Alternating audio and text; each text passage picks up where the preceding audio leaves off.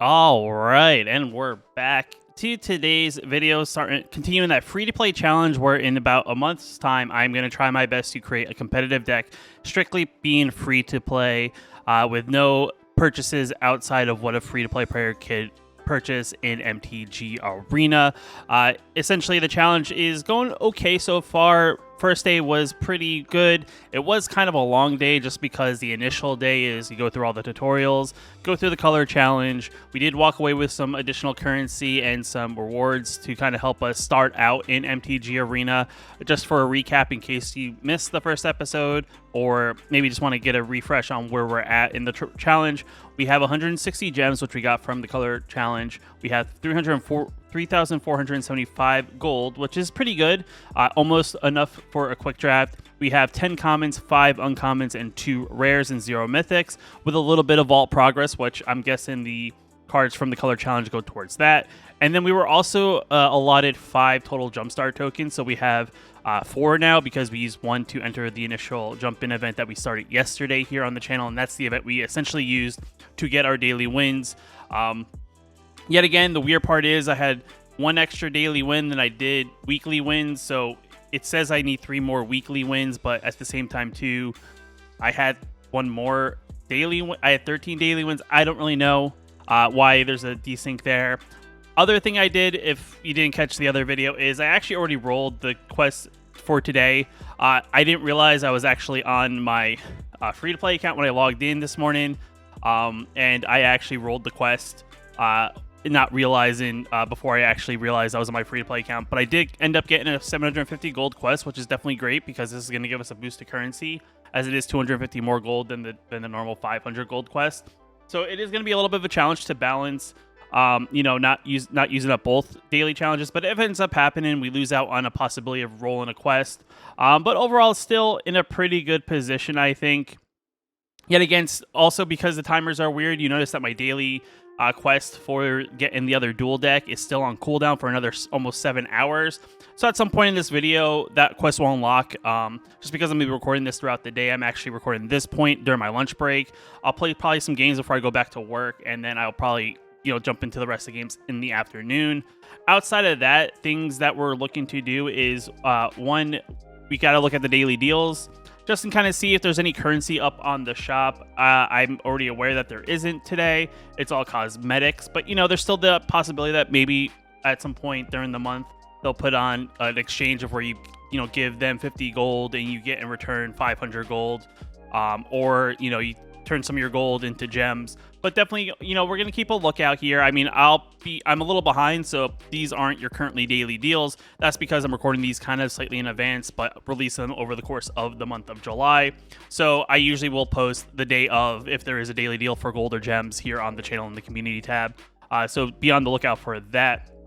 But nothing really going on in the store. We're not really going to use any of our currency and buy anything really because we want to save the currency. And at some point later on the road, once we kind of figure out whether or not what we want to do to kind of get cards, either if we're going to buy packs or if we're going to outright just play draft and, kind of hopefully try to, loop the farm of essentially drafting almost infinitely. If we can do good enough to get enough currency that just allows us to keep on playing, we'll kind of try to do that. I'm not 100% sure. The other thing too, at some point during the week, I'm going to look at the quick draft schedule just because it will change probably a couple times over the month. I believe currently it is for whatchamacallit, it is for, where is it? It is for Midnight Hunt, which would actually be a pretty ideal draft to get into just because Midnight Hunt does have a lot of cards if we decide to go with werewolves or vampires or zombies or something like that. I think after this, it goes to Crimson Vow for a couple weeks, and then after that, I think towards the end of the month, it actually switches over to the D&D Baldur's Gate, which doesn't benefit us at all. So the goal would be, if we're going to do draft, we'd either have to do one of these 2 drafts. The Premier Draft, unfortunately, does not help us. I'm not sure if I'll have a 10,000 currency before it switches over by next week when we get D&D Baldur's Gate added into Arena. So it's definitely kind of more of a risk, though the reward's a lot higher because it is 10,000 gold to really get into it, but you will get a lot of gems for your effort. Though, yet again, we'll kind of see how the week goes and farm goes. Maybe we'll get close to it. I don't really know. But for the most part, we're going to be looking at Quick Draft as being our main source if we're going to be doing some sort of draft element, just because it allows us to also very cautiously pick what we want to do and hopefully make a good deck that would allow us to farm. But yet again, I just don't know if I want to jump in immediately or farm enough gold that I can maybe do 2 drafts, even if I don't do very well, to have that extra opportunity. And it's just a matter of, will I have enough time before this switches over to Crimson Vow? So the next thing we will do is I think we're going to continue with our Spirit Mechs deck. If you didn't catch that, this is our jump in deck that we're currently using. It's going to be our deck that's going to pilot us. Oh, brother, this guy stinks! Sorry, it's a terrible mech joke. To hopefully get our daily wins, just because we don't really have a very good deck to really go out. And I personally believe in the play queue or even in the rank queue to really get us wins, as the monocolor decks really on base level aren't really that great. They're not really worth upgrading and wasting currency that way. And we're still in the process of slowly unlocking the dual color decks. And the other thing too is I'm not going to open any packs that I do earn throughout this time, just because I'm hoping at some point this month we'll get word if we're going to get the future pre-con decks, which I'm hoping by the end of the month. And the Wizards is always very weird about giving you additional cards you already own. So if I own copies of cards that are going to be in the future pre-con decks, I'm not going to get the benefit of getting a copy. So I'm not going to open packs that would be part of that. Maybe at some point, after I get all the dual decks, I'll open all the packs that I currently have from Zendikar Rise and back or something like that is probably the most ideal, as we do have a lot of packs which will allow us to get a bunch of currency.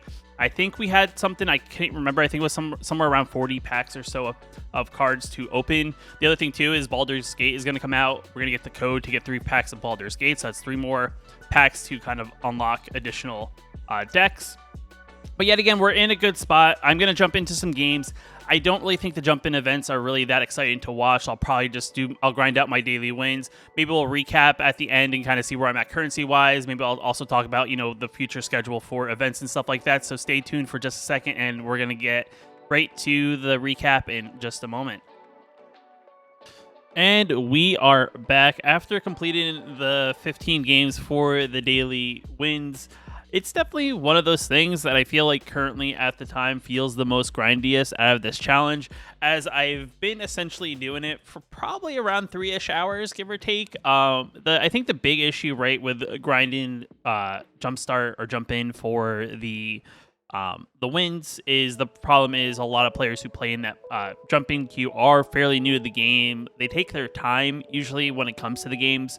But I'll be quite honest, it's still our best bet to definitely knock out our wins as quickly as possible, just because I feel like the alternate decks really don't guarantee us to actually get the daily wins. At some point, I guess, as I was playing the jump-in event, our next daily thing has unlocked, and it wants us to also play to get the next deck, which is, I guess, a white-blue deck, and we need to play the red or green spells. Our jump-in deck is not red or green, so I'll actually have to use the dual deck that is there to start the queue going for the next day for this, which I believe is 24 hours. I don't really know, give or take, so I can unlock this. But to kind of wrap this up, for the most part, is we're doing fairly well. I mean, we're close to 5,000 gold already, and we're on day 2. And I did miss out a little bit of reward.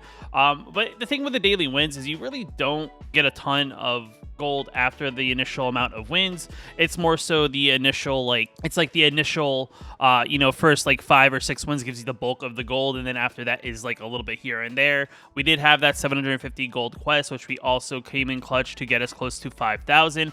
This gold is probably going to maybe go towards a draft in the near future. I'm not going to do it immediately once I get the 5,000 gold. I kind of want to farm enough so I can have multiple drafts, like I said earlier, just so I can have more chances at drafting, even if the first draft doesn't go fairly well. We are also level 8 on the Mastery Pass, so I believe we actually unlocked an additional pack, so now we have 7 packs of Streets of New Capenna. That's going to be the one thing that we're going to try to take advantage of in these early days of the challenge, just because when Baldur's Gate comes out, we are not going to have access to standard packs. I'm going to assume that actually the free tier of the Mastery Pass at least is going to have all the D&D Baldur's Gates, and if you're going to probably get standard packs, they'd be in the paid tier.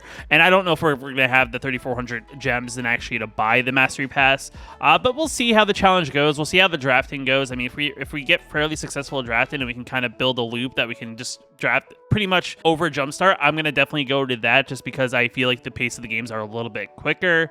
But overall, guys, I mean, this challenge is definitely interesting. Outside the gold, the gems have stayed the same. Our common, uncommon, and rares have stayed the same. Our packs have only gone up, but we haven't actually bought any. I'm probably gonna, at some point in the next couple of videos, I'll probably open up the older sets like this Core 2021, Ikoria, Theros, and Throne of Eldraine, as these are definitely cards that aren't going to be useful at all in Standard, and we're not really going to go out of our way to acquire those cards, and there's not going to really be a way for us to really get any of those cards unless there's somehow one of these drafts that pop up in Arena.